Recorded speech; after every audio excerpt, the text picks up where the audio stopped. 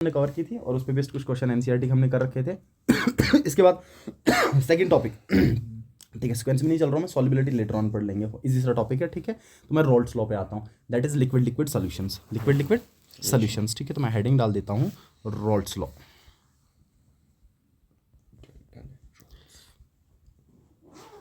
ठीक है। बहुत मज़ेदार टॉपिक है और इससे सवाल बहुत अच्छे अच्छे आते हैं, ठीक है ना। और ऐसा मान के चल लो कि पिछले 10 सालों से नीट में कोई भी सवाल इससे क्लियर नहीं हुआ है, तो पॉसिबिलिटी आगे सवाल बनेंगे। बहुत सारे सालों से इस पे सवाल नहीं बनाएगा, रोड्स पे सवाल नहीं बना, ठीक है। इस बार बना था, आपके जो सोल्यूशंस थे, टाइप्स ऑफ सोल्यूशंस, उनसे सवाल बना था मैचिंग में। पीछे लिखा गया था कि ये लिक्विड इन सॉलिड सोल्यूशन कौन सा होगा, एग्जांपल्स मैच करने थे उनके, ठीक है जी। अच्छा, roles law sir, roles law applicable है आपके लिक्विड लिक्विड सोल्यूशंस पे और सॉलिड लिक्विड सोल्यूशंस पे, दोनों पे एप्लीकेबल होता है। लिक्विड लिक्विड सोल्यूशंस के लिए भी एप्लीकेबल है और साथ साथ में सॉलिड लिक्विड सोल्यूशंस के लिए भी एप्लीकेबल है, ठीक है। अच्छा, रोल्स ये बोलता है कि मान लीजिए आपने एक सोल्यूशन बनाया, ठीक है, सपोज कर लीजिए आपने एक सोल्यूशन बनाया और इस सोल्यूशन में एक बाइनरी सोल्यूशन आपने बना रखा है। ऐसा बाइनरी सोल्यूशन अगर है तो इसमें सोल्यूट भी होगा और सॉल्वेंट भी होगा, ठीक है। मान लीजिए आपका सोल्यूट या सॉल्वेंट और इसके साथ में आपने ऐड कर रखा है कुछ सोल्यूट भी, ठीक है। अच्छा, दोनों के दोनों कंपोनेंट अगर वोलेटाइल है, अब ऐसा इमेजिन करके चलिए कि दोनों के दोनों कंपोनेंट आपके वोलेटाइल है, जो सॉल्वेंट आपका है वो भी वेपर बनाता है और जो सोल्यूट आपका है वो भी वेपर्स बनाता है, ठीक है ना। So both are volatile components, so volatile liquid liquid solutions, volatile liquid liquid solution, ठीक है जी। मैं वोलेटाइल लिक्विड लिक्विड सॉल्यूशन कंसिडर करके चलता हूँ, ओके। अच्छा, वेपर प्रेशर का आइडिया आपको ऑलरेडी है, या मैं थोड़ा सा आइडिया दे दूँ वेपर प्रेशर के बारे में, थोड़ा सा आइडिया मैं यहाँ पे लिख लेता हूँ, एक कम करता हूँ मैं वेपर प्रेशर का थोड़ा सा आइडिया यहाँ पे लिख लेता हूँ मैं। वेपर प्रेशर, ठीक है, ये सेम सोल्यूशन जो आपने लिया था वैसे ही सोल्यूशन रख के चल लीजिए। मान लीजिए आपने क्या कर रखा है, एक सोल्यूशन ले रखा है जिस सोल्यूशन में दोनों के दोनों कंपोनेंट्स क्या थे, वोलेटाइल थे, ठीक है ना। सेम सोल्यूशन में ले लेता हूँ जिसमें दोनों के दोनों कंपोनेंट्स आपके वोलेटाइल थे। अच्छा, जब आपने इस सोल्यूशन को हीट करना स्टार्ट किया, आपने इस सोल्यूशन को हीट किया, तो हीट करने के बाद ये होगा कि सर सोल्यूशन में जो भी कंपोनेंट्स हैं वो वेपर्स बनाएंगे, ठीक है। इन कंपोनेंट्स ने वेपर बनाना स्टार्ट किया और उसके बाद आपने ये कर रखा है कि यहाँ पे लेट्स से कोई बैरोमीटर लगा के रखा हुआ है, ठीक है। मान लीजिए आपने कोई बैरोमीटर लगा के रखा हुआ है, बैरोमीटर आपको रीडिंग देगा, सही है ना सर। जैसे ही ये वेपर्स बनाएंगे आप ये देखोगे कि इनके वेपर्स इसी लिक्विड के सरफेस पे, अब होगा ऐसा सोल्यूशन में हमेशा इक्विलिब्रियम अटेन होता है। ये जब आप हीट करेंगे तो हीट करने पे ये जो भी कंपोनेंट्स यहाँ पे प्रेजेंट है दे विल अंडरगो वेपोराइजेशन, ठीक है ना। ये वेपराइज करेंगे और वेपराइज करने के बाद किस फॉर्म में कन्वर्ट हो जाएंगे, वेपर फॉर्म में। किस फॉर्म में आ जाएंगे, वेपर्स की फॉर्म में। अब मान लीजिए आपने इनको स्केप करने की क्षमता खत्म कर दिया, आपने ढक्कन बंद रखा हुआ है। तो मान लीजिए आप चावल बनाते हैं, ढक्कन ऊपर से बंद रखो, थोड़ी देर के बाद ढक्कन हिलना स्टार्ट हो जाता है, ठीक है ना। तो ये जो वेपर्स बने, ये वेपर बन रहे हैं आपके, ये वेपर्स बन रहे हैं, ठीक है। थोड़ी देर के बाद ये इक्विलिब्रियम में आएगा क्योंकि आपने ढक्कन बंद रखा हुआ है। इक्विलिब्रियम का ये मतलब है कि थोड़ी देर के बाद आप ये देखेंगे कि ना ही आपके लिक्विड का, ना ही आपके सोल्यूशन का कॉन्सेंट्रेशन घटता हुआ दिखेगा और ना ही कोई नए वेपर बनते हुए दिखेंगे। ऐसा इसलिए क्योंकि थोड़ी देर के बाद ये किस में आ जाएगा, इक्विलिब्रियम में। जितना रेट ऑफ वेपोराइजेशन होगा उतना ही रेट ऑफ कंडेंसेशन होगा, क्योंकि सर ये जो वेपर्स बनेंगे ये वेपर्स आपस में कोलाइड करते हैं और जब ये आपस में कोलाइड करते हैं तो एनर्जी लूज करेंगे और जब एनर्जी लूज करते हैं तो आके फिर से लिक्विड स्टेट में गिर जाते हैं और जब एनर्जी गेन करते हैं तो लिक्विड स्टेट से कहाँ आ जाते हैं, गैसियस स्टेट में या वेपर स्टेट में, ठीक है। तो आप देखोगे इक्विलिब्रियम पे एट इक्विलिब्रियम जो रेट ऑफ वेपोराइजेशन होगा वो बराबर हो जाएगा रेट ऑफ कंडेंसेशन के, ठीक है, रेट ऑफ कंडेंसेशन। और उस टाइम पे जब ये दोनों रेट बराबर हों, उस टाइम पर्टिकुलरली उस टाइम पे मेजर किया जाता है। उस टाइम पे आप ये देखेंगे कि जो वेपर्स हैं, दीज वेपर्स एक्सर्ट प्रेशर, ये क्या करते हैं, ये प्रेशर एक्सर्ट करते हैं किस पे, on the surface of liquid, on the surface of liquid. ये आपको कहां देखने को मिलेगा, ये आपको देखने को मिलेगा बैरोमीटर की रीडिंग में, ठीक है ना। हाइपोथेटिकल से बना रखा मैंने, बैरोमीटर की रीडिंग में आपको देखने को मिलेगा sir the pressure exerted by the vapours, pressure exerted by the on the surface of liquid when vapors and liquid are in equilibrium with each other। ये हमेशा इक्विलिब्रियम पे डिफाइन होगा, this is very very important. Even इसके अलावा जब आपने मान लीजिए फ्रीजिंग पॉइंट पढ़ते हैं, बॉइलिंग पॉइंट पढ़ते हैं, हमेशा इक्विलिब्रियम पे डिफाइन होती हैं चीजें, हमेशा इक्विलिब्रियम पे, ठीक है। सो इक्विलिब्रियम पे जब रेट ऑफ कंडेंसेशन या रेट ऑफ वेपोराइजेशन दोनों बराबर हो जाएंगे, उस टाइम पे वेपर कितना प्रेशर एक्सर्ट करेगा, किसके ऊपर, लिक्विड के सरफेस के ऊपर, that is known as vapour pressure. उसको हम क्या पढ़ते हैं। अच्छा, इसमें इस चीज में थोड़ा अंतर में कर दूं, आप मान लीजिए आपने क्या कर रखा है, आपने कोई डिफरेंट गैसेस ले रखे हैं सो दैट थोड़ा अंतर हो जाए। मान लीजिए कोई ए गैस आपने इस तरीके से ले रखा है, ठीक है। अच्छा, इसी में कोई बी गैस आपका है, वो कुछ इस तरीके से है। इसी में कोई सी गैस आपका है, कुछ इस तरीके से। आपने एक कंटेनर लिया, एक कंटेनर में डिफरेंट गैसेस आपने ले रखे हैं, ठीक है ना। मान लीजिए ए गैस, ये आपका बी गैस है और ये आपका सी गैस है, सो दैट वेपर प्रेशर और पार्शियल प्रेशर में थोड़ा अंतर हो पाए, ठीक है। अच्छा, ये जो ए गैस, बी गैस और सी गैस है, एक कंटेनर के अंदर बहुत सारी गैसेस हैं सर। उन गैसेस में से, अब गैसेस भी एक दूसरे के ऊपर प्रेशर एक्सर्ट करते हैं, ये ध्यान में रखिएगा। दो हम आइडियल बिहेवियर लेके चलते हैं लेकिन आइडियल होते नहीं है हमेशा, तो ये भी प्रेशर एक्सर्ट करते हैं एक दूसरे के ऊपर। अच्छा, कितना इंडिविजुअल गैस प्रेशर एक्सर्ट करेगा किन्हीं दूसरी गैसेस के ऊपर या बाउंड्री के ऊपर, जहां पे ये प्रेजेंट होगा, जिस कंटेनर में ये प्रेजेंट होगा, that is called partial pressure. That is called partial pressure. 2-3 तरह की चीजें, इनमें थोड़ा अंतर समझ जाना। इसको हम क्या पढ़ते हैं? पार्शियल प्रेशर, ठीक है ना। पार्शियल प्रेशर का मतलब जब आप इंडिविजुअल की बात कर लो, बहुत सारे हैं उनमें से किसी एक पर्टिकुलर की बात कर लो विद रिस्पेक्ट टू ऑल, तो उसको हम क्या पढ़ेंगे? Partial pressure. इंडिविजुअल गैस कितना प्रेशर एक्सर्ट करता है, बहुत सारी गैसेस उनमें से इंडिविजुअल कितना, एक कितना एक्सर्ट कर रहा है उसे, दैट इज पार्शियल प्रेशर, ठीक है। और वेपर प्रेशर, जब वेपर्स होंगे तो इसका मतलब कहीं ना कहीं लिक्विड सॉल्यूशन चल रहे हैं आपके, इसके अलावा नहीं हो सकता, ठीक है। तो वेपर प्रेशर का मतलब द प्रेशर एक्सर्टेड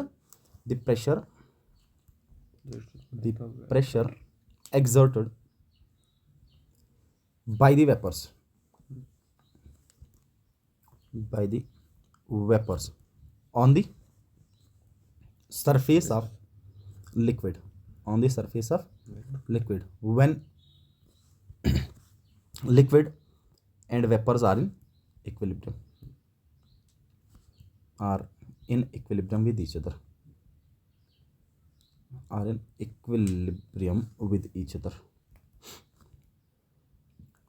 ठीक है। जब ये दोनों एक दूसरे के साथ किस में होंगे? इक्विलिब्रियम में होंगे। अच्छा, एक तरह का प्रेशर हो रहा है तो उसको क्रिटिकल प्रेशर पढ़ते हैं, वो 11th में भी आपने पढ़ रखा है, जहाँ पे आप जोल थॉमसन इफेक्ट पढ़ते थे, वहाँ पे आता था क्रिटिकल प्रेशर, ठीक है ना। क्रिटिकल प्रेशर वो प्रेशर होता है जिस पे गैस लिक्विफाई किया जाता है, जिस प्रेशर पे गैस को लिक्विफाई किया जाता है, ठीक है। मतलब आपको क्या करना है? गैस से लिक्विड फॉर्म में लेके आना, उसको क्रिटिकल प्रेशर पढ़ते हैं, ठीक है जी, वो एक अलग बात है। अच्छा, अब इस वेपर को कौन कौन इफेक्ट करता है, मैं शॉर्टकट में यहाँ पे लिख लेता हूँ फैक्टर्स। कौन कौन सा फैक्टर्स हैं जो इसको इफेक्ट कर सकते हैं? मान लीजिए आपने जो कंपोनेंट बना रखा, आपने जो सोल्यूशन बना रखा है, उसमें सॉल्यूट और सॉल्वेंट के बीच में इंटरेक्शंस बहुत तगड़े हैं।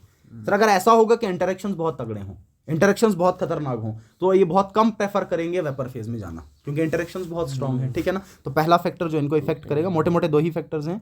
पहला फैक्टर इफेक्ट करेगा टेम्परेचर, ठीक है। बताइए टेम्परेचर कैसे इफेक्ट करेगा? ऑब्वियसली टेम्परेचर बढ़ा दीजिए, ये इंटरेक्शन को तोड़ना चाहेगा, वेपर्स में लेना चाहेगा, तो इसका मतलब temperature is directly proportional to vapour pressure, ठीक है।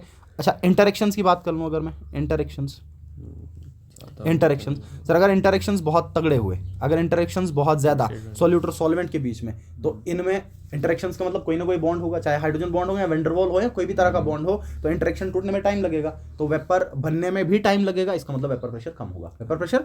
सो interactions are inversely proportional to vapour pressure, ठीक है जी। अच्छा, इसी वेपर प्रेशर के साथ डील करता है जी रोल्स। अब रोल्स ये बोलता है कि मान लीजिए आपने जो सोल्यूशन बनाया उसमें 2 कंपोनेंट, एक सॉल्यूट एक सॉल्वेंट, दोनों के दोनों वोलेटाइल, कहता है इनमें से जब वेपर बनेगा तो ऑब्वियस से दोनों के दोनों वेपर प्रेशर एक्सर्ट करेंगे और दोनों का वेपर प्रेशर भी अपना अपना होगा, ठीक है। या आप इस तरीके से इसको लेके चलिए कि आपने सॉल्यूट को अलग लिया था और सॉल्वेंट को बिल्कुल अलग माना था, उसके बाद आपने इनके वेपर प्रेशर मेजर किए, वेपर प्रेशर वो आएंगे प्योर स्टेट में, वो किस में?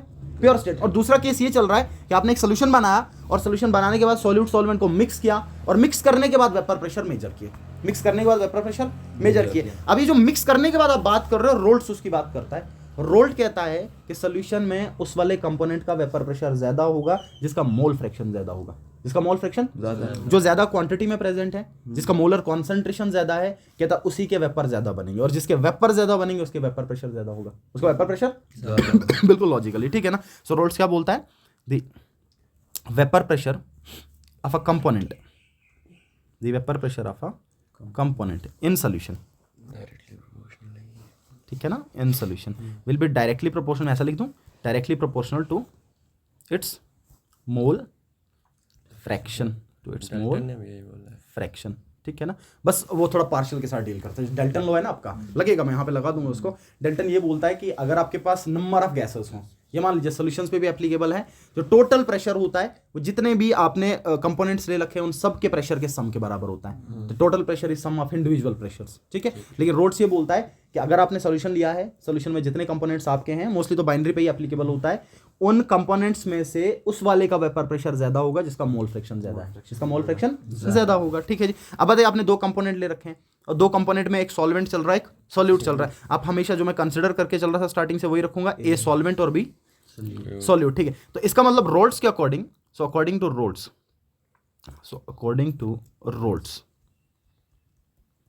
according to Rolls, PA, what is PA? Vapor pressure of A component is directly proportional to its mole fraction, that is chi A.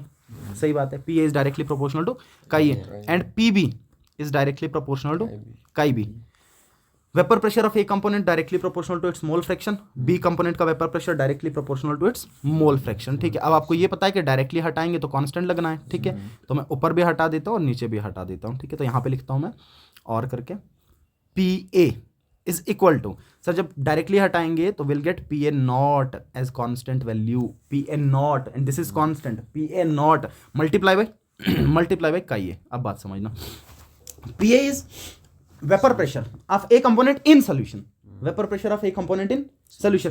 Sir PA naught ऊपर naught लग गया मतलब प्योर स्टेट, स्टैंडर्ड स्टेट। ठीक है ना, standard state चल रहा है। PA naught is vapour pressure of A component in pure state, और प्योर स्टेट में हमेशा कांस्टेंट होगा क्योंकि उसका वेपर प्रेशर कम करने वाला कोई साथ में है नहीं। अदरवाइज सोल्यूशन में हमेशा ऐसा होता है कि अगर आपने दो कंपोनेंट्स को मिक्स किए तो कहीं ना कहीं वेपर प्रेशर पे प्रभाव पड़ता है, और जो वेपर प्रेशर होता है, जो ओरिजिनल वेपर प्रेशर होता है, उससे कम प्रेशर आता है, उसे कम प्रेशर आपको देखने को मिलेगा। हाँ, लेकिन अगर ऐसा कि आप नॉन आइडियल लेके चल रहे हैं तो फिर प्रेशर बढ़ते और घटते भी हैं, इसमें कोई दिक्कत नहीं है। सही है ना, तो इंटरेक्शंस पे डिपेंड करता है। तो रोल से ऊपर चला जाता है, आपने ग्राफ पढ़े भी होंगे, रोल से ऊपर चला जाता है ऊपर ग्राफ बनता है, नीचे चला जाता है नीचे, पॉजिटिव नेगेटिव डिविएशन होते हैं। बट सो फार रोल्स के according PA is equal to PA naught into chi A, where PA naught is, यहाँ पे PA नॉट क्या आएगा, vapour pressure of A component in pure state. ठीक है ना। अच्छा, यहाँ पे इसको मैं और करके कैसे लिखूँ, this will be equal to PB is equal to PB naught into chi B। अच्छा, what is PB, vapour pressure of B component in solution. ठीक है ना, what is PB naught, vapour pressure of B component in pure state. What is chi B, mole fraction of B component in solution. ठीक है जी, तो यहां लिख लेता हूं मैं जो PA not and PB not आपका are vapour pressure in pure state, pure state, A और बी का वेपर प्रेशर प्योर स्टेट में। ठीक है ना, ए और बी का वेपर प्रेशर। अच्छा जी, ए का प्रेशर आ गया जी PA, बी का प्रेशर आ गया PB। अब टोटल प्रेशर कितना, सम ऑफ इंडिविजुअल प्रेशर्स। अब डेल्टन के अकॉर्डिंग आप लगा सकते हैं, आप डेल्टन लगाना चाहो तो लगा सकते हो। ठीक है, तो अब मैं लिख लेता हूं according to Dalton's law of partial pressure, according to Dalton's law of partial pressure, partial pressure ये वही है individual pressure, vapour pressure of A, vapour pressure of B, कहीं ना कहीं आप इंडिविजुअल प्रेशर भी इसको पढ़ सकते हैं। ठीक है, इसके अकॉर्डिंग टोटल प्रेशर कितना होगा, PT कितना होगा, PT टोटल प्रेशर, या PS सोल्यूशन का टोटल प्रेशर कितना, मैं लिख लेता हूँ इसको PSB सोल्यूशन का pressure, that is equal to PA plus PB, PA plus PB, या PS is total pressure of solution, that will be equal to, sir PA किसके बराबर, PA naught chi A, PA naught chi A plus PB किसके बराबर, PB not chi B के बराबर, PB not chi B के बराबर। ठीक है ना, this is the Raoult's formula to calculate total pressure of solution having two volatile components, having two volatile components, having two liquid solutions. ठीक है जी, इस तरीके से आप इसको सॉल्व कर सकते हैं। अच्छा जी, अब इसको देखते हुए ग्राफिकली इसको हम कैसे रिप्रेजेंट करेंगे ये समझना, दिस इज वेरी इंपॉर्टेंट। ठीक है, इसको मैं ग्राफिकली रिप्रेजेंट करके दिखा देता हूँ। ओके, आपके दो कंपोनेंट्स चल रहे हैं, आप ग्राफ जनरली आप ऐसा बनाते हो, भूल ना जाए आपको, मैं ऐसे कर देता हूँ। ठीक है ना, अब ग्राफ जब भी बनाओगे तो किन्हीं दो चीज़ों के बीच में बनाओगे। अब क्योंकि आपके सोल्यूशन में दो कंपोनेंट चल रहे हैं, सोल्यूट भी और सॉल्वेंट भी है, तो मैं क्या करूंगा, एक साइड पे सोल्यूट बना दूंगा, एक साइड पे सॉल्वेंट बना दूंगा। ठीक है ना, 1 बाय 1 चलते हैं, आप समझ जाओगे। मैं एक बना लेता हूँ, फिर दूसरा भी बना लेंगे। मान लीजिए यहाँ पे लिख दिया मैंने vapour pressure of A, where A is solvent, सही, वेपर प्रेशर ऑफ सॉल्वेंट। ठीक है, यहाँ पे लिख दिया मैंने मोल फ्रैक्शन, मोल फ्रैक्शन। ठीक है, बिल्कुल लॉजिकल सा चलना। अच्छा, मुझे बताइए मोल फ्रैक्शन और वेपर प्रेशर के बीच में क्या रिलेशन चल रहा है, और डायरेक्ट रिलेशन चल रहा है। ठीक है ना, डायरेक्ट रिलेशन चल रहा है, मतलब अगर एक घटा दूसरा भी घटेगा, एक बढ़ा तो दूसरा भी बढ़ेगा। ठीक है, अच्छा मान लीजिए जैसे मैंने मोल फ्रैक्शन लिखा हुआ है, सपोज कर लीजिए मैं यहाँ पे लिख लूँ कि मोल फ्रैक्शन chi A, मैंने chi A लिखा, लेट से इस पॉइंट पे chi A 1 के बराबर, किसके बराबर, 1 के बराबर, और मोल फ्रैक्शन मैक्सिमम हो ही कितना सकता है, 1 हो सकता है, 1 हो सकता है। अच्छा, 1 हुआ इसका मतलब प्योर स्टेट है कैसे? अगर हमने सोल्यूशन बनाया तो मुझे बताइए सोल्यूशन में मोल ए का भी होगा और सर ए का 1 अगर हुआ तो बी का 0 हो गया। सर अगर बी का 0 हुआ इसका मतलब उसको ऐड ही नहीं किया था, अगर ऐड नहीं किया था तो सोल्यूशन बना। जब का ये 1 के बराबर है इसका मतलब सिर्फ सॉल्वेंट है, सॉल्यूट नहीं है। सॉल्यूट की तो बात ही नहीं की हमने उस पर। अच्छा जब का ये 1 है, मुझे बताइए जब का ये 1 है उस टाइम पे जो प्रेशर आपके पास आएगा, ये जो का ये 1 होगा आपके पास, मतलब सॉल्यूट आपने डाला नहीं है, सिर्फ सॉल्वेंट है, तो जो सॉल्वेंट का प्रेशर होगा वो मैक्सिमम वो कितना होगा? और उसको हम किससे लिखते हैं? पी ए नॉट से। पी ए लेट्स से किसी पॉइंट इस पे, लेट्स से कोई यहाँ पे पॉइंट आ रहा है आपका, विदाउट मेजरमेंट्स बता रहे हैं हम, ठीक है ना। लेट्स से कोई ये पॉइंट आ रहा है जहां पे मैक्सिमम वैल्यू आपको मिल रहा था। जब का ये 1 था, कोई सॉल्यूट नहीं था, सिर्फ सॉल्वेंट था, और उस टाइम पे अगर सिर्फ सॉल्वेंट था तो ए का प्रेशर उस टाइम पे मैक्सिमम था, और वो कितना था? चल that is P A naught. कितना था जी? पी ए नॉट के बराबर था। अच्छा अब इधर के लिए मैं चल रहा हूँ, लेफ्ट से राइट चल रहा हूँ। अगर यहाँ पे मोल फ्रैक्शन 1 था तो मतलब आगे के लिए मैं मोल फ्रैक्शन घटाऊंगा। तो मान लीजिए यहाँ पे 1 था, यहाँ पे मैंने 0.9 कर दिया, 0.8 कर दिया, इस तरीके से चलता जा रहा हूँ, चलता जा रहा हूँ, चलता जा रहा हूँ। मान लीजिए इस पॉइंट पे मैंने का ये 0 कर दिया।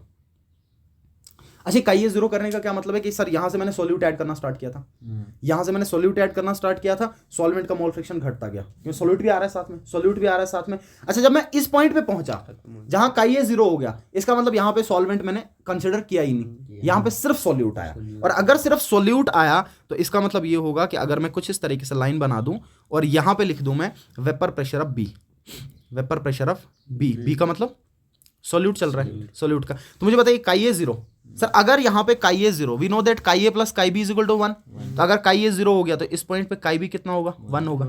इस पॉइंट पे का बी मैक्सिमम। अच्छा अगर का बी मैक्सिमम मतलब प्योर स्टेट चल रहा है, और प्योर स्टेट में बी का वेपर प्रेशर कितना? सर प्योर स्टेट में बी का vapour pressure maximum, and let's say that is P B naught होता है। कितना होता है? P B naught. सही है जी। अब आइए वापिस आइएगा, ये मोल फ्रैक्शन ए का, अगर का ये यहाँ पे 1 था तो ऑब्वियस है सर यहाँ पे का बी 0 रहा होगा, सही है ना। यहाँ पे का बी कितना रहा होगा? 0 रहा होगा, ठीक है।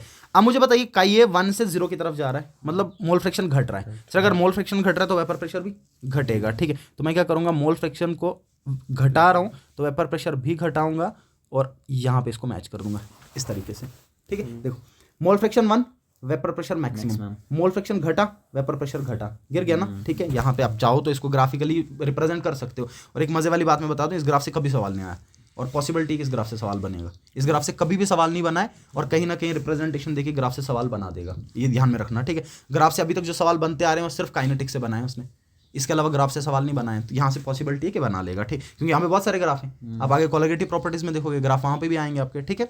अच्छा अब यहाँ पे बता दीजिए ये पीबी मैक्सिमम, यहाँ से यहाँ के लिए पीबी घट रहा है तो मोल फ्रैक्शन भी क्या करेगा? घटेगा, ठीक है। तो कुछ इस तरीके से मैच करवा देंगे, सही है, ये बन जाएगा। अच्छा ये आया पी ए नॉट मैक्सिमम, ये आया पी बी नॉट मैक्सिमम। तो मुझे बताइए पी ए नॉट और पी बी नॉट को मैच कर लेंगे, क्या मिल जाएगा? पी एस, क्या मिल जाएगा? पी एस, ठीक है। सो ये आपको दे देगा P S which is equal to P A plus P B. अच्छा ये जो लाइन आपका चल रहा था, ये जो लाइन चल रहा था, ये लाइन किसका है?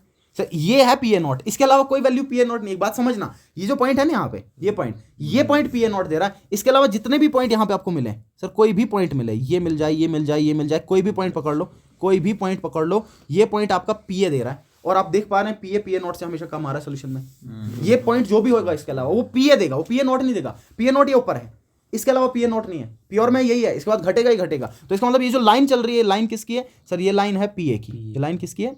और पी ए किसके बराबर?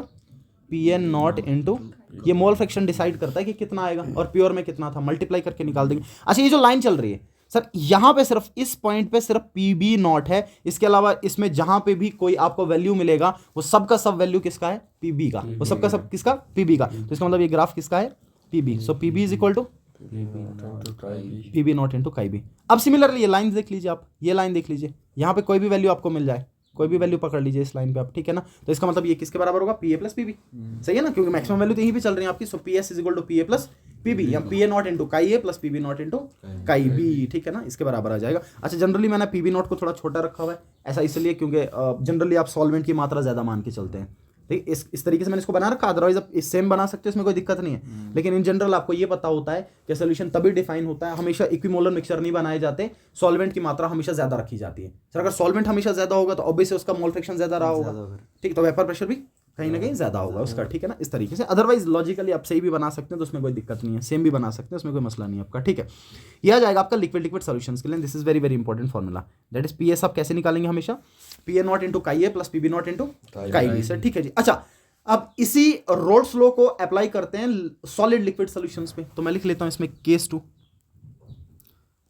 To in solid liquid solutions, solid liquid.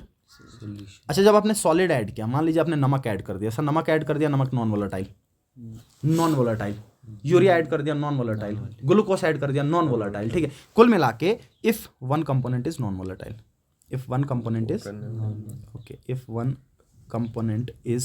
Non volatile, ठीक है जी। एक कंपोनेंट आपका नॉन वोलेटाइल आ गया। सर अगर एक कंपोनेंट नॉन वोलेटाइल तो उसकी चाहे उसको सॉल्यूशन में ऐड करो या ऐड करने के बगैर देखो, मतलब अगर उसका पीबी नॉट देख रहे हो, मैं सॉल्यूट को मान के चलता हूं, अगर आप पीबी नॉट देखते हो, नॉन वोलेटाइल बहुत इंपॉर्टेंट टर्म है पूरे सॉल्यूशन चैप्टर में, बहुत सारे सवाल हैं जहां पे नॉन वोलेटाइल, नॉन इलेक्ट्रोलाइट देखने को मिलता है आपको। नॉन वोलेटाइल होगा तो मतलब इसकी वजह से प्रेशर बनेगा, चाहे वो प्योर स्टेट में हो चाहे वो सोल्यूशन में हो, चाहे वो प्योर स्टेट में हो चाहे वो सोल्यूशन में हो, ठीक है जी। देखिएगा, इसका मतलब ये आपको ये पता है दैट पी टी किसके बराबर या पी एस किसके बराबर, P A naught chi A plus P B not, हमने अभी किया था, सही है, ये चीज़ आपको पता थी। अब आपको ये चीज़ भी साथ साथ में पता है कि सर एक कंपोनेंट नॉन वोलेटाइल है, so let's say that non volatile component is B. Solute को मैंने नॉन वोलेटाइल माना, किसको, सॉल्यूट को मैं नॉन वोलेटाइल मान के चल रहा हूँ, ठीक है। अगर ये नॉन वोलेटाइल है, so in case of non volatile component, in case of non volatile component, अगर नॉन वोलेटाइल कंपोनेंट आपका है सर, एट दैट टाइम इसका मोल फ्रैक्शन जीरो नहीं होगा। आप सॉल्यूशन बना रहे हो सर, ग्लूकोज ऐड कर रहे हो, इसमें कोई दिक्कत, नमक ऐड कर रहे हो, उसका मोल फ्रैक्शन होगा, लेकिन उसकी वजह से प्रेशर नहीं बनेगा, उसकी वजह से प्रेशर नहीं बनेगा। सो इसका मतलब ये होगा कि जो आपका पीबी होगा वो कितना होगा, जीरो, और जो आपका पीबी नॉट होगा वो भी कितना होगा, जीरो। चाहे सोल्यूशन में ऐड कर दिया जाए, चाहे इसको प्योर स्टेट में रखा जाए, ये जीरो आएगा। कितना आ जाएगा, जीरो आ जाएगा, ठीक है नहीं, ये जीरो आ जाएगा, ठीक है। लेकिन इसमें देखना आप इस हिसाब से, अगर इस हिसाब से इसको अप्लाई करके देखो ना, आपको ये पता है कि PB is equal to PB naught into chi B, ऐसा ही है, ठीक। अब देखो ये कितना आ रहा है, तो बताओ इससे मल्टीप्लाई करने पे ये भी कितना आ जाएगा, जीरो। इसका वैल्यू कितना ही हो आएगा, तो फिर भी जीरो ना, लेकिन ये जीरो नहीं है, ये ध्यान में रखना, काई भी जीरो नहीं है, काई भी जीरो काई भी जीरो के बराबर नहीं है, क्योंकि अगर काई भी ना होता, अगर इसका मोल फ्रैक्शन ना होता तो मतलब सोल्यूशन बना ही ना होता, ठीक है। तो फिर तो प्योर स्टेट की ही बात करते रहते हम। तो मुझे बताइए ये टर्म कितनी हो जाएगी फिर, P B not chi B के बराबर, जीरो के बराबर, ठीक है। तो इसका मतलब पी टी या पी एस किसके बराबर, only P A naught chi A, P A naught chi A plus zero, सही है, ये पूरी टर्म जीरो के बराबर हो गई, ठीक है। So that means simply P S is equal to P A naught chi A, P A naught chi ए के बराबर, ठीक है जी, इतना आ जाएगा सिर्फ। सो इसका मतलब जो सोल्यूशन का वेपर प्रेशर आएगा वो पी ए के बराबर होगा, that is only due to the vapour pressure of A component, और बी तो इसमें पार्टिसिपेट ही नहीं कर रहा है। इसका मतलब जब ग्राफ बनाओगे तो अगली लाइन तो खत्म हो गई, उसमें तो प्रेशर ही नहीं आ रहा, कोई लाइन ही नहीं मिलेगी उसमें आपको, मोल फ्रैक्शन चलेगा उसमें दिक्कत नहीं, लेकिन लाइन कोई नहीं मिलेगी आपको, ठीक है। अब आपको ये पता है एक और बात, वी नो, अब देखिए रोल्ट ने एक और बात जबरदस्त ये कही कि आपने जो बी कंपोनेंट ऐड किया था जो नॉन वोलेटाइल था, जिसकी वजह से प्रेशर नहीं बनता है, लेकिन उसने ये बताया कि हाँ इसका कितना मोल ऐड किया होगा। देखिए एक तो प्रेशर से हिसाब लगा के चल सकते थे कि प्रेशर बन रहा था तो इतना मोल फ्रैक्शन, जैसे सीक्वेंस में चल रहे थे कि मैक्सिमम था तो मोल फ्रैक्शन 1, थोड़ा घटा मोल फ्रैक्शन घटा, थोड़ा और घटा मोल फ्रैक्शन घटा, लेकिन यहाँ पे तो प्रेशर ही नहीं आ रहा है। तो अगर प्रेशर नहीं आ रहा है तो मोल फ्रैक्शन कितना ऐड किया होगा उस चीज को निकालने का फॉर्मूला रोल्स बता देता है कि प्रेशर नहीं आ रहा तो फिर मोल फ्रैक्शन किसके बराबर। So we know sum of mole fractions is always equal to 1, so that means chi A plus chi B is always equal to 1, ठीक है। यहाँ से बताइए काई ए किसके बराबर आ जाएगा, 1 माइनस काई बी के बराबर, ठीक है। पुट कर देते हैं इसमें, इसको इक्वेशन रख लेते हैं कोई, मान लीजिए फर्स्ट रख लेता हूँ, इसको मैं मान लीजिए सेकंड रख लेता हूँ, ठीक है ना। Put second in first, put second in first, इसको इसमें पुट कर लेते हैं। बताइए पी एस किसके बराबर, P A not into chi ए की जगह पे कितना, 1 माइनस काई बी, मल्टीप्लाई कर देंगे अंदर, ठीक है। So this will be P S is equal to P A naught minus P A naught chi B, P A naught chi B, अपने को काई बी चाहिए यहाँ से, ठीक है। तो मैं क्या कर लेता हूँ, उस माइनस वाले को इधर लेके आता हूँ और इस सोल्यूशन को आगे लेके जाता हूँ, ये माइनस वाला प्लस हो जाएगा, तो ये क्या बनेगा, P A naught chi B is equal to P A naught यहीं पे और ये प्लस वाला इधर आके माइनस में पी एस, ठीक है। काई बी निकालना, पी ए नॉट को डिवाइड में लेके जाएंगे, so chi B will be equal to P A naught minus P S upon P A naught, upon P A naught, this is the, आप चाहो तो डायरेक्ट भी लिख सकते हो क्योंकि बच्चे की कमांड बन जाती है, जब बच्चा बहुत बार इसको पढ़ लेता है फिर बच्चे को ये ज़बानी याद हो जाता है, तो आप डायरेक्टली इसको रीअरेंज करके ये भी लिख सकते हो, ठीक है जी। ये बन जाएगा आपका मोल फ्रैक्शन निकालने का फॉर्मूला जब आपका बी कंपोनेंट नॉन वोलेटाइल हो, ठीक है। अच्छा, अब एक बात और ध्यान में रखेंगे, जब कभी फॉर्मूला भूल जाए तो ध्यान में रखना, जो प्योर कंपोनेंट का था, प्योर कंपोनेंट का मोल फ्रैक्शन हमेशा ज़्यादा होगा, प्योर कंपोनेंट का मोल फ्रैक्शन हमेशा, और सोल्यूशन का क्या कर रहा है, घट रहा है। देखिए ऐसा क्यों होता है ये भी मैं साथ में बता देता हूँ आपको। जब आपने नॉन वोलेटाइल कंपोनेंट ऐड किया, मान लीजिए आपके पास सोल्यूशन इस तरीके से चल रहा था, कुछ इस तरीके से सोल्यूशन, ठीक है। अच्छा, इस सोल्यूशन में आपका वोलेटाइल कंपोनेंट था सॉल्वेंट की फॉर्म में, ये सॉल्वेंट वोलेटाइल आपका, ठीक है जी। अब आपने ऐड क्या किया इसमें, ये आ गया वोलेटाइल कंपोनेंट, सोल्यूट जो कैसा है, नॉन वोलेटाइल, ठीक है ना।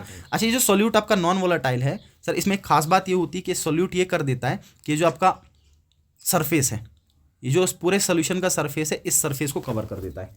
ऐसा मान लीजिए बॉर्डर की तरह बॉर्डर पे बैठता है, कवरिंग कर लेता है, और जब ये कवरिंग कर लेता है, जो नीचे से आने वाले वेपर्स होते हैं उनको एस्केप नहीं होने देता, उनके लिए जगह नहीं रखता, ऊपर जाने नहीं देता उनको, कुल मिला के उनकी एस्केपिंग टेंडेंसी को कम कर देता है, ठीक है। तो ये क्या कर देगा, ये कर देगा, it covers the surface of solution, covers the surface of solution and decreases escaping tendency, escaping tendency को डिक्रीज कर देगा। ये कौन था, ये जो मैंने बना रखा है, ये था आपका non volatile component. Non volatile component, हमेशा नॉन वोलेटाइल कंपोनेंट की वजह से जो वेपर प्रेशर है वो घटेगा, हमेशा वेपर प्रेशर क्या करेगा, घटेगा, एस्केपिंग टेंडेंसी को कम कर देता है ये, ठीक है ना। अब हमेशा अगर घटेगा तो मतलब सोल्यूशन का कम आएगा, तो इसलिए PA0 पहले प्योर स्टेट में ज्यादा था, माइनस सोल्यूशन का घटा, ठीक है ना। अब मुझे बताइए, मान लीजिए PA0 प्योर स्टेट में 100 mmHg था, और जब आपने सोल्यूशन बनाया तो सपोज कर लीजिए 80 बचा, कितना बचा, कितना घटा, 20 घटा, this is called lowering of vapour pressure, कि कितना घटा, प्योर स्टेट का 100 था, सोल्यूशन का 80 रहा, तो मतलब 20 घटा नहीं घटा, ठीक है ना, कम हो जाएगा हमेशा। सो ये जो ऊपर वाली टर्म आपकी है, this is called lowering of vapour pressure, this is called lowering of vapour pressure, ठीक है जी, कितना कम हो जाएगा, लवरिंग ऑफ वेपर प्रेशर, ठीक है। अच्छा, अब रेस्पेक्टिवली जैसे आप फ्रैक्शन निकालते हैं वैसे, अब रेस्पेक्टिवली मैक्सिमम की तुलना में कितना घटा, PA0 माइनस PSS कितना घटा, और जब उसको डिवाइड कर दे मैक्सिमम वैल्यू से, किससे, मैक्सिमम वैल्यू, मान लीजिए कितना घटा था, जो मैं हाइपोथेटिकली लेके चल रहा हूं 100 था, उसमें से 80 बचा, तो 20 घटा था। अब इस 20 को किससे डिवाइड करेंगे, मैक्सिमम वैल्यू से, मैक्सिमम कितना था 100, 20/100 कर देंगे, 2/10 आ जाएगा, 0.2 आ जाएगा, कितना आ जाएगा, ये जो वैल्यू आपको मिलेगा, ये वैल्यू आपका रिलेटिव वैल्यू, कैसा वैल्यू है, ये रिलेटिव वैल्यू, किसकी तुलना में, किसके रिलेटिव में, मैक्सिमम की तुलना में, किसकी तुलना में, मैक्सिमम की तुलना में, ठीक है ना, मैक्सिमम की तुलना में आ जाएगा आपका, and this whole term is known as relative lowering of vapour pressure. So this PA0 minus PS upon PA0 घटना और टोटल की रेस्पेक्ट में घटना, दिस इज रिलेटिव, डिवीजन कर रहे हैं आप, रिलेटिव कर रहे हैं, ठीक है ना, दिस इज RLVP, जो आप कोलिगेटिव प्रॉपर्टी में भी अलग से पढ़ते हैं, ठीक है ना, relative lowering of vapour pressure. Now according to Raoult's law, आप देखिए एक और डेफिनेशन रोल्स का बनेगा, according to Raoult's law the relative lowering of vapour pressure, the relative lowering of vapour, that is vapour pressure का घटना with respect to the total pressure, with respect to the total pressure is equal to the mole fraction of non volatile component, is equal to the mole fraction of non volatile component. ये roles का एक और तरीका define करने का, जब आपके पास कैसे सॉल्यूशंस हो जिनमें एक कंपोनेंट नॉन वोलेटाइल हो, एक कंपोनेंट, अच्छा अगर दोनों कंपोनेंट नॉन वोलेटाइल भी तो बात ही खत्म होगी, फिर तो वेपर प्रेशर आया ही नहीं, जब वेपर प्रेशर आया नहीं तो रोल लगाया ही क्यों, रोल वेपर प्रेशर की बात करता है, इसलिए सिर्फ 2 ही केसेस पे एप्लीकेबल है, इसलिए सिर्फ 2 ही केसेस पे एप्लीकेबल होगा, ध्यान रखना, सिर्फ किस में, लिक्विड पे और सॉलिड पे एप्लीकेबल, गैस इन्वॉल्व करके कोई फायदा ही नहीं है, लिक्विड वेपर कैसे बनेगा गैस का, ठीक है ना, तो गैस तो पहले लिक्विफाई करना पड़ेगा, फिर वही कहानी आ गई, ठीक है। So chi B is equal to PA0 minus PS upon PA0, this is very very important, दोनों फॉर्मूले इसके बहुत ज्यादा इंपॉर्टेंट, ठीक है। अच्छा मुझे बताइए, इसको ग्राफिकली अगर मैं रिप्रेजेंट करूं, ये आ गया वेपर प्रेशर ऑफ A,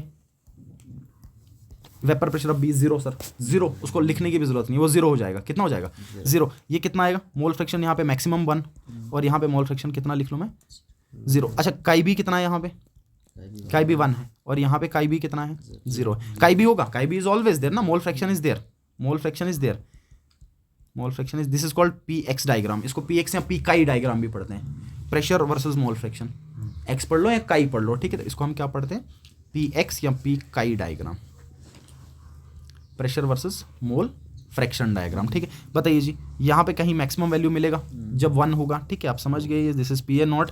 और जब आप मोल फ्रैक्शन को घटाएंगे तो आप देखेंगे वेपर प्रेशर घटेगा और कुछ इस तरीके से, ठीक है। अच्छा, जो लाइन आई, ये लाइन किसकी है सर? ये लाइन तो है पी ए की, लेकिन हमने अभी देखा कि यही पी एस के बराबर होगा। सो इसका मतलब ये जो लाइन आ रहा है, इस लाइन पे जो भी प्रेशर होगा that is equal to P S and that is equal to P A not into chi A, या that is equal to P A only, सही है ना। वो पी ए के बराबर हो जाएगा, ऑब्वियसली वो पी ए के बराबर हो जाएगा। सो जो पी ए आएगा वही सोल्यूशन का वेपर प्रेशर होगा। और बी वाला मैंने बिल्कुल नहीं बनाया क्योंकि उस पर जीरो आ रहा है, लाइन कोई मिलेगी नहीं, तो जीरो हो जाएगा, ठीक है ना। मोल फ्रैक्शन होगा लेकिन जीरो हो जाएगा प्रेशर, ठीक है जी।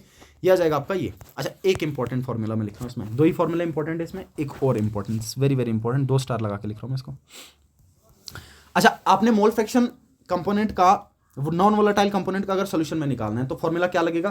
काई B is equal to P A naught minus P S upon P A naught, ठीक है। यहां से जरूरी नहीं काई बी पूछे, काई बी का वैल्यू डालने के बाद हो सकता है सोल्यूट का वेट पूछ ले, हो सकता है सॉल्वेंट का वेट पूछ ले, हो सकता है मॉलिक्यूलर वेट पूछ ले, कुछ भी पूछ सकता है, ठीक है। और मेजॉरिटी ऑफ एप्लीकेशंस इसके मॉलिक्यूलर मास पे होते हैं जो आप कोलिगेटिव प्रॉपर्टीज में पढ़ते हो, ठीक है ना। लेकिन यहां से कुछ भी पूछ सकता है, ओवरऑल कुछ भी पूछ सकता है, ठीक है। अच्छा, अगर आपके पास पी एस ना हो, अगर आपके पास पी एस ना हो, फिर पी एस कैसे निकलता आपका? सर पी एस बराबर होता है P A not into chi A plus P B not into chi B, लेकिन तब जब पी बी नॉट होना चाहिए वोलेटाइल, ये ध्यान में रखिएगा। तो नॉन वोलेटाइल ना हुआ तो फिर तो दिक्कत आ जाएगी, ठीक है।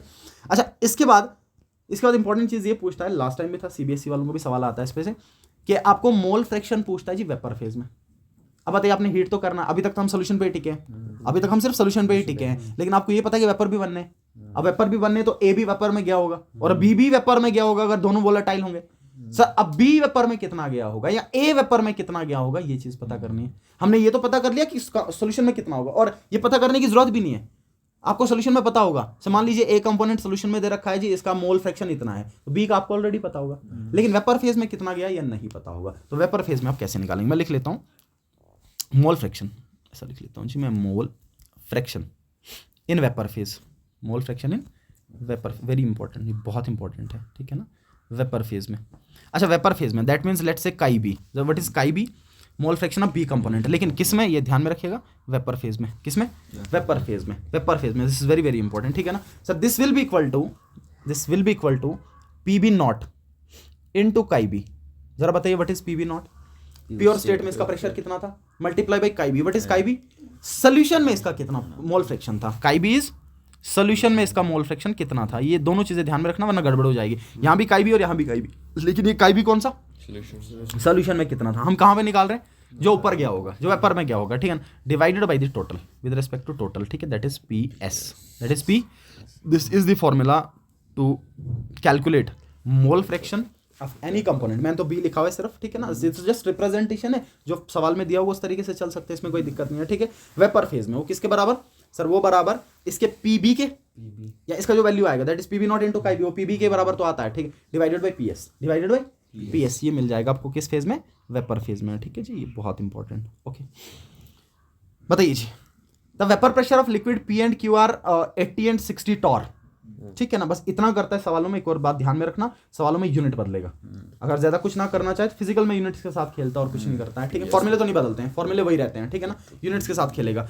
Total vapour pressure obtained by 3 moles of P and 2 moles of Q would be, कुछ नहीं करना, पीएस निकालना है, ठीक है ना। बताइए पीएस किसके बराबर? P A not into chi A plus P B not into P A not into chi A plus P B not into chi B, ठीक है। मैं दिखा देता हूँ, आप खुद कर लेंगे। बताइए P S is equal to P A not, A का प्रेशर कितना प्योर स्टेट 80 इंटू काई ए, सर मोल ए के 3, पी के 3 मोल और क्यू के 2 मोल, तो टोटल मोल कितने हो गए? 3/5, ठीक है ना, हो गया ना। आप डायरेक्टली भी कर सकते हो बट फिर भी लिख लेता हूँ मैं, ठीक है। सो टोटल मोल कितने आ जाएंगे? Total mole is equal to 3 + 2 5, ठीक है। तो बताइए मोल फ्रैक्शन ऑफ पी कितना आ जाएगा? पी के मोल कितने थे? 3, टोटल 5, और क्यू का मोल फ्रैक्शन कितना आ जाएगा? क्यू के मोल कितने थे? 2 डिवाइडेड बाई टोटल कितने? 5, ऐसा आ जाएगा जी, ठीक है। तो ये कितना आ जाएगा? 80 into 3/5 plus P B naught कितना दे रखा है? 60, सो 60 इंटू 2/5 कर लेंगे ना। जो आंसर आएगा लिख दीजिएगा, ठीक है, आंसर आएगा लिख दीजिएगा। ओके ओके, चलिए बता दीजिए, ठीक है। एक सोल्यूशन बनाया पेंटेन और हेक्सेन का, इनके मोलर रेशियोज दे रखा, मोलर रेशियो दे रखा, हो गया काम खत्म। मोल फ्रैक्शन ही तो चाहिए अपने को, इधर ही निकाल देता हूँ मैं, जरा बताना साथ में। मुझे बताइए मोल फ्रैक्शन ऑफ पेंटेन कितना आएगा? पेंटेन के मोल कितना है? 1 डिवाइडेड बाई टोटल मोल कितना? 1:4 रेशियो दिया, मतलब इसका 1 है, इसका 4 है, तो टोटल हो गया 5।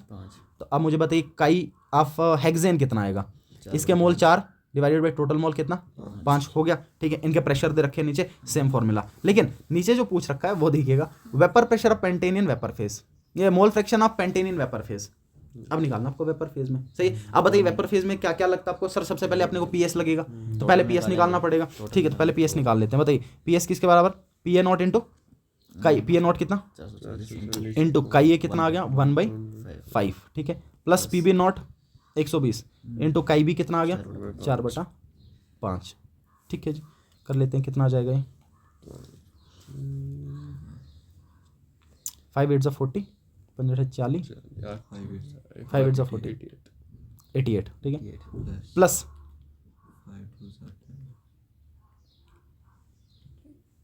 96 total 96 and this will be equal to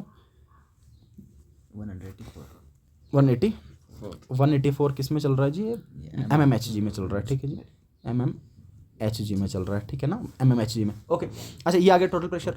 अब आपको ये पता है, जरा देखिएगा ध्यान से, आपको ये पता है that mole fraction of pentane, ये निकालना है किस फेज में, वेपर प्रेशर में, ये सॉरी वेपर फेज में, किसमें vapour, this is equal to P A naught, जो भी इसका प्योर स्टेट में प्रेशर रहा होगा मल्टीप्लाई बाय इसका मोल फ्रैक्शन, वो हमने कर दिया, वो किसके बराबर आया जरा वो बताइए, पेंटेन का किसके बराबर, 88 के बराबर आया ना, किसके बराबर आया 80, देखो वही किया, इसका जो प्रेशर था प्योर स्टेट में मल्टीप्लाई बाय इसका मोल फ्रैक्शन, वो कितना आया 88 डिवाइडेड बाय टोटल प्रेशर कितना चल रहा है 184, कर दीजिए जो आंसर आएगा 0.47 मोल, सॉरी मोल फ्रैक्शन इस यूनिट नहीं होगा, 0.47 आ जाएगा जी, ठीक है जी 0.47, okay. Calculate the weight of non volatile solute should be dissolve in 78 gram of benzene, ठीक है जी, कितने ग्राम बेंजीन में डिजोल्व किया जा रहा है 78 ग्राम ऑफ बेंजीन में, मतलब बेंजीन सॉल्वेंट है, to reduce its vapour pressure to 80%, ठीक है, इसका वेपर प्रेशर कितना घटाना है 80%, मोलिकुलर वेट दे रखा है जी, ठीक है।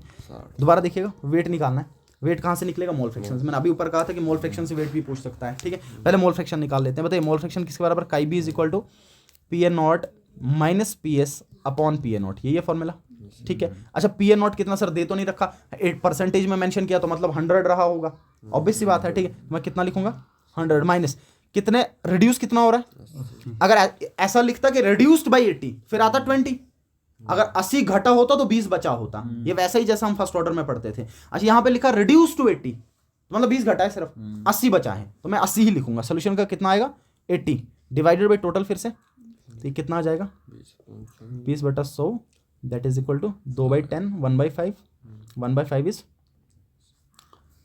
0.2, ओके 0.2 ये आया मोल फ्रैक्शन बी का। आपको निकालना क्या है, आपको निकालना है बी का वेट, नॉन वोलेटाइल सॉल्यूट का वेट, नॉन वोलेटाइल सॉल्यूट का।